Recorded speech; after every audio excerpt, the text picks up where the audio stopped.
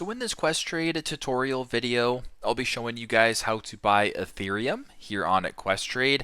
And if you guys are new to Questrade, I have a referral code down below in the description of this video. If you sign up using that referral code, we both get money during the sign up, so that's pretty cool. But once Questrade's opened up, I want you to go to the bottom left here and press on buy and sell.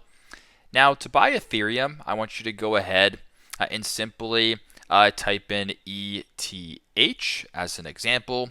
And once you guys are on ETH right here, you can actually go ahead and see a bunch of different ETFs that are Ethereum. So for example, we'll go with ETHX right here, .B. So this is an Ethereum ETF. Now, you can't actually purchase Ethereum through Questrade, so you have to go the route of an Ethereum ETF instead, which is a very similar way to have some exposure to Ethereum. There's also a bunch of different ETFs that you can select. I'm just going to go ahead and use ETHX as an example. Go to the bottom left, press on buy.